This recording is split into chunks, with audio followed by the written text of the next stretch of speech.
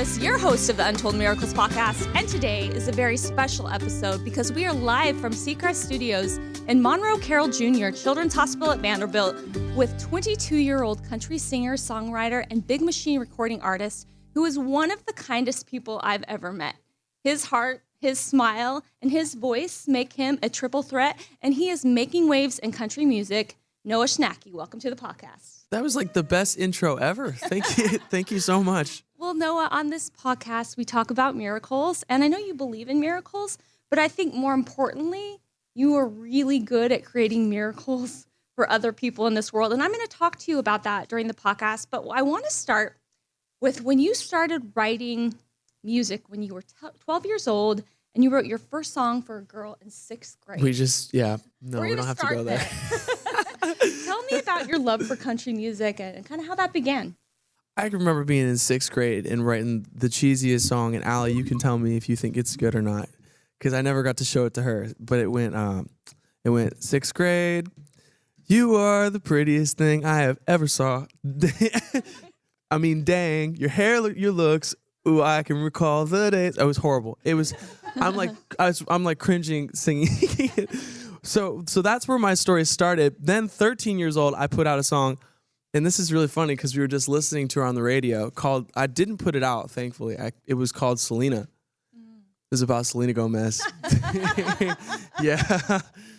So I was very honest and from my heart, and I kept going back and forth to Nashville until I was 17, 18, 19, and then finally at 21, we figured it was about time to release a song for the world to hear. Well, on January 27th, 2018, which was your birthday, yeah, you released your first single, Hello Beautiful, and you crossed 1 million streams in the first 8 days. I did. That's crazy. Any miracles involved with that? How did that happen? The whole thing is a miracle. I don't know how the heck that happened. People want to make that happen. How did you make that happen? Well, for me, and this is kind of just what I like what I grew up on. I just feel like people really don't care how much you know until they know how much you care.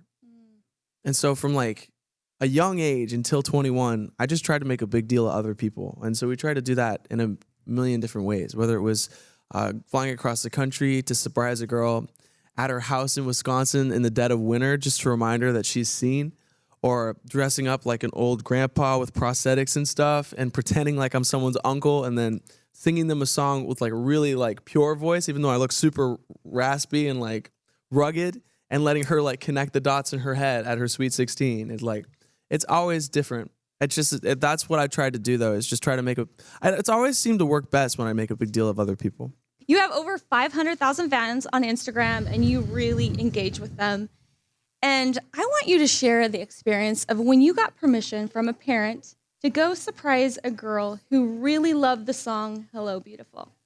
Can you tell us about that? Well, shoot, you're going to have to tell me which one. I know you've done it a few times. He actually flew 1,500 miles to surprise a fan on Christmas Day.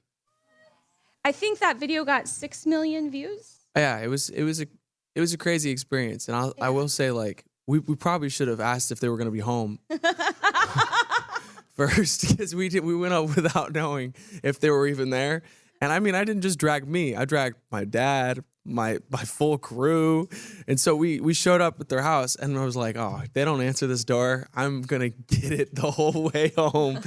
And that's a long way home. So thankfully she answered the door, and we got a really cool opportunity to meet her and her family. And like for me, like I was saying a second ago, I've always just tried to make a big deal out of other people.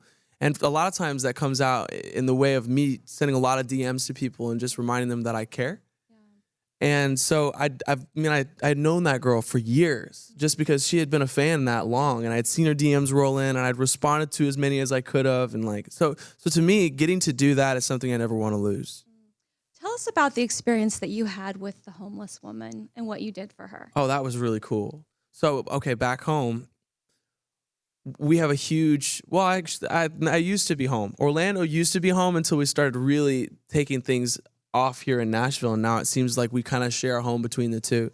But back in Orlando, in downtown, there's a huge like homeless population, and it was around winter, and I'd gone out a couple times with this non-for-profit we started back home that and given these blankets because it was getting kind of cold. I know it's crazy to think that it gets cold in Florida, but it does. It's all relative. It's all relative. It's cold. It's cold. You need a blanket. It's like 50 degrees out there tonight, guys. And so it kind of struck me that there was a lot to change in downtown Orlando, and so I wanted to be a part of that. And I had a friend, really kind of more like an uncle figure in my life, who owned a salon down there, and I figured it might be a kind of cool way because he wanted to kind of hop on social media and leave a stamp on the community and in a way that's positive and helps people. And I also wanted to do that, so we teamed up, and I talked to him about potentially bringing in someone and just giving her a full makeover and kind of putting her back on her feet and sending her off with what she needed to kind of start over, if she wanted to start over. We found the right lady and we talked to her, and I always like try to make a big deal out of it whenever we meet somebody. So we've got that song "Hello Beautiful" was the first one we released, and like I walked up and did this thing called a surprise serenade, which we do a lot, which is just I sang the first chorus of it to her and just kind of made a moment out of it, got to know her and let her know that I saw value and beauty in her and that I wanted her to see that in herself. So we went out and we got her some clothes, and we gave her full makeover and bought her lunch and then sent her on her way. And what's cool is like that kind of stuff has been the foundation of everything we've been doing, and it's the reason that everything is working.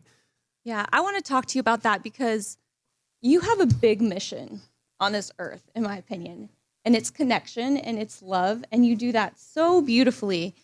I want to know why that mission is so important to you. How did you become the person that had this big why?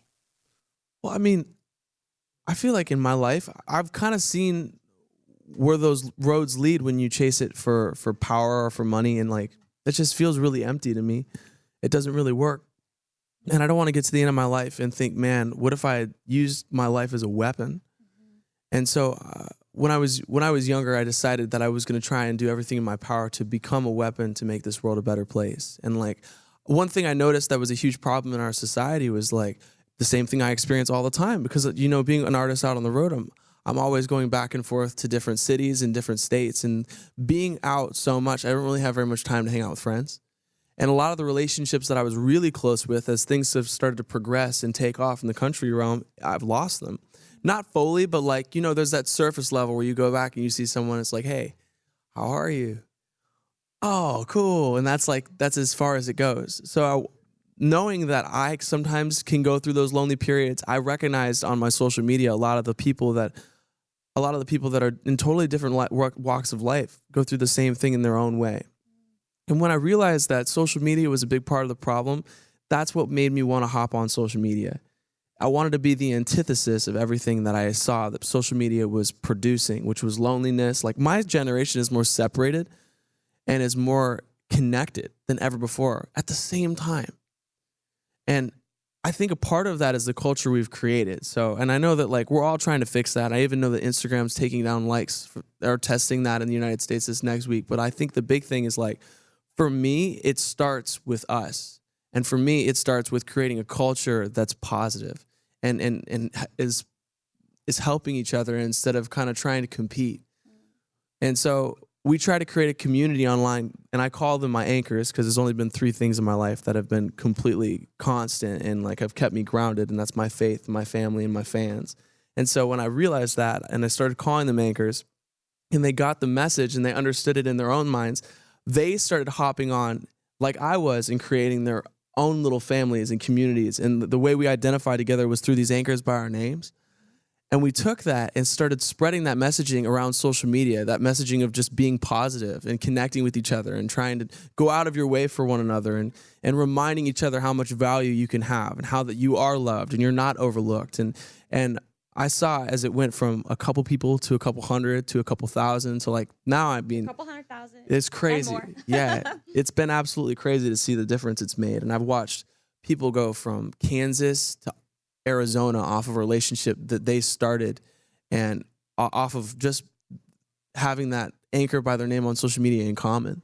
And I've watched people who have moved to Orlando where we started the non-for-profit to become a part of that non-for-profit because they were so moved by the movement personally. And like, so for me, like music is the way that I personally like to share that other people have value. And like, I know that music is a huge weapon. So that's kind of my goal, is to use music as an opportunity to remind people what they mean. Well, thank you for sharing that why. Thanks. And I know that you also have another really big why for helping others and giving back. And your cousin and your best friend was born with half a heart and endured over 30 surgeries before he lost his life. I want you to share what you learned from him and how he inspires you every day. He was a big part of the reason I kind of connected that message. I mean, when you meet someone who genuinely understands that he could be gone any moment, and it wasn't 30 surgeries, it was 30 open heart surgeries. Period. And like over thousands of procedures that needed to happen in his lifetime, and like to meet someone who can't ride a roller coaster and you can see in their eyes how bad they want to ride a bike or ride a roller coaster, but to also see like the pure joy that they have and the gratefulness they have for just being on earth, period. Like you can't help but try to like start to catch that bug. And it's a powerful thing to really think about how short this life is and how it can be used as such an opportunity to help other people. And I like, what other reason is there besides that? If we're not doing that, then like, I mean, we get a bigger house so you have another extra empty room, right. So that you can bring people over and make them feel bad about their situation. It doesn't really do it for me. It never has. But like getting to know him as a best friend of me and having him from the time he was born until he was 16, it's just like really special to me. Your cousin really taught you to make every day count. What do you do every day to make it count? Actually, it's different for me as I continue to grow, because I realize like there's different people that were created for a different purpose. And I don't think everybody's purpose in the way that they impact people is the same. I think God created us all with like our own little special purpose, right? And one thing that he's been trying to show me for a long time that I've been trying to get better at is that you can use one opportunity to spread the message that somebody has value and love to impact the whole culture. And that's what I've tried to do with these videos. And it's the reason that I post them online. And because to me, if it wasn't for that, then it's just kind of self-glorification of look at what I did for this person across the like, and that to me is just, that's not it. And the cool thing about Instagram, for better or for worse, is you don't make any money off of it. So there's no like trying to make something like a big deal out of anything like that. It came straight from the heart. And what's special about it is it gives people the opportunity to realize like if he's willing to go out of his way for a girl that's in Wisconsin when he lives in Florida, then he probably would do that for me too. And like that's where I want to go with this whole thing. And it's the reason that I put on music too, because I realize I may not be able to tell every person in person how much they mean, but if I can put out a song like my first radio single, I'll Be the One, to remind people that even when it doesn't feel like it, I'll be the one to hold you up, to hold your hand, to hold the door for you because I see value in you. Like if I could be on the radio telling that to people, I can tell them that thousands of times every single day. Like what an impact, what an opportunity to change the world. Well, we are in Seacrest Studios right now with your dad. Heck yeah. I want you to tell me the biggest life lesson you've learned from him. Yeah, he's over in the corner. He just said no dating. No, I think the biggest life lesson I've learned from him is that I have to live this life for something bigger than just music. Because if we get to the end of it and we haven't really figured it out, that none of that stuff means something. Number one, I would never have the persistence to keep going in this because there's so many times where you're like, shoot, if I'm trying to make money, there's easier ways. This is not the easiest path. This is like this might be the dumbest path. Because like it's just music is not for making money. It's great as like a byproduct if it does happen, or like power, for example. There's a million people prying for it. There's easier ways to get that. But if you're looking to leave a legacy and you really believe that you've got a talent that you could use to help change the world, then it's worth pursuing, and then it's worth persisting through that. And so if it wasn't for him teaching me how important it is to live this life for something bigger than myself, that the things of this world fade, and the only things that remain are legacy and faith, the memories and the things that you did on this earth to help others, then I probably would live my whole life differently and my values would look totally different. So I want to know when your book's coming out. No, we really thought me today, and I want to read it in a book. It's been amazing. Thank you. It's been so amazing. I want to know the biggest miracle in your life. honestly, like this whole journey has been a miracle. Like I even up until last night, like I can tell you a million things that should have gone wrong that didn't. And like vice versa, I can tell you a million things I wanted to go right, but they went wrong, and I'm so grateful they did. That have just sent me down this path. And I noticed like, and this is where my faith really stems from, is like, if it wasn't for everything happening in the timing that it's happened and the decisions that I've made coming at the right time, like my life would look totally different. Everything from when we signed our record deal to the songs, and like a completely undeserved number of people who listened to those songs and enjoyed them, all the way to the people that we've been able to help as a result, and them actually being at the house when we show up. Like, yeah, no, you have no idea. That was terrifying. It's really, really terrifying. Or like the first time we did it, and like you didn't know if like the dad was going to answer the door, and that had been that. But thankfully, we had talked to the parents. I just wanted to make sure the mom had told the dad, you know, because there's a million things that could go wrong with anything in this. It's a million ways it could have gone different. This whole thing is so much bigger than me, and like I'm hoping that anybody listening, and to you guys in the studio, and to myself, really, like years from now, that the career that comes about as a result of what we're doing right now so clearly is a miracle that I never get the credit, because I really don't deserve it. Makes me want to cry. And yeah, mic drop moment for sure. So I know you've been in studio the last couple days creating some magic, and I know we'll get to hear that. Yeah. But before we have you play a song, which you get to choose what that is, we're going to have Chase ask you a couple questions. The hard-hitting So, questions Chase. with Chase. So where's your favorite place to perform? In my room. Right now. Maybe one day when I play the Opry, that'll probably be my favorite place. Or Madison Square Garden, but probably the Opry. Who's your favorite person to perform with? Oh, man, probably my dad. I mean, I don't get the opportunity all the time, but like, I mean, I grew up in his band as a little kid when I was your age, and like somehow sneakily grabbed a microphone and started working my way to the front over the years. So it's pretty cool for me whenever we get to bring him up on like certain occasions to play with me. Do you have any pets? Heck yeah. I got a dog. His name's Dash. We have 2 dogs. What kinds? Golden Doodles. Oh, dude, I had a golden doodle once. It was like the sweetest little dog. And unfortunately, he had a heart murmur, and he didn't last longer than 6 months. But he was like the sweetest dog ever. And he's the reason that we ended up getting our second dog, Dash. So I'm super grateful for him, because Dash is the coolest dog ever. My dog, Honey, she licks whoever is close to her. The other dog is Teddy. So it's, and our last name is Graham. So it's Honey Graham and Teddy Graham. I dig that. You guys thought it out. So Dasher has a brother up north with my family up there, and his name is Blitzen. I think we're trying to collect reindeer. Do you have any girlfriends? All of them. No. I have at least 1,000. I think we need to spin this interview around. What's your advice to a young man like me? Just play cool, kind of love on them, kiss them, kind of maybe play a few soft bits of music. Little something here and there. Never. I got you. Mic spin. Okay, we have one final question. That was good advice, though, Chase. Yeah, God, man. From a 9-year-old. Oh, I'm going to need to write that down. Play some good romantic music when you do that. Romantic music. Got it. He's putting a note in his phone. Yeah, I'm going to put that down real quick. Yep, thank you. What's your favorite viral video? Hold on a second. You said love on them, kiss them.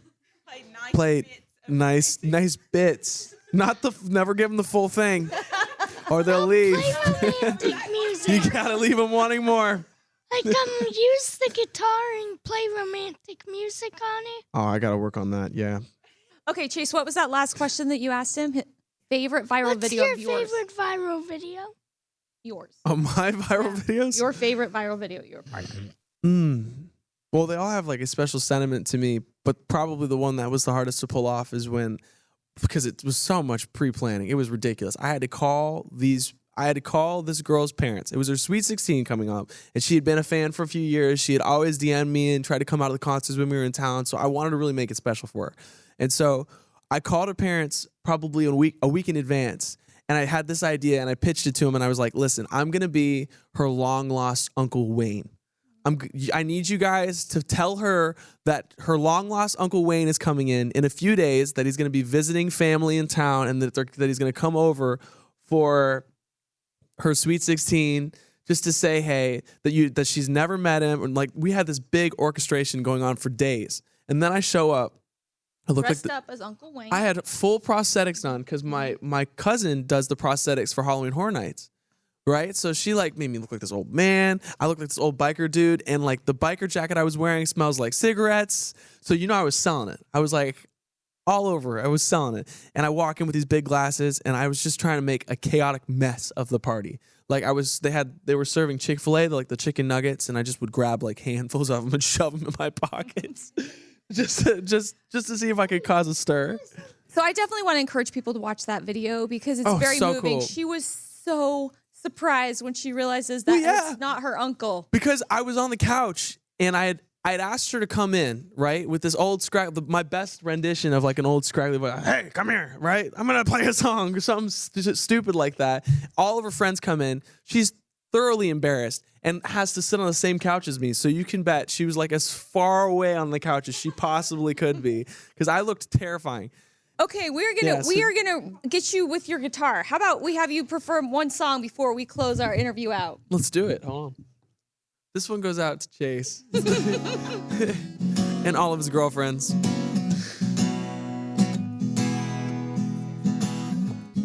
Ever since you could remember, girl, you've been waiting on a gentleman to be a steady rock and rock your world, to build your little white house on a little land. If you want someone to want you, need you, keep you close and never leave you, be my baby and I'll be the one that you're calling, talking to your mama all about, the one you're always with and never wanna live without. I'll be the one who got the one that got away, yeah, if you let me, baby. I'll be the one to hold you up, hold your hand, the one to hold the door, the one you're holding on that you've been holding out for. I'll be the one you're looking at when all the looking's done. If you be my lady, I'll be the one.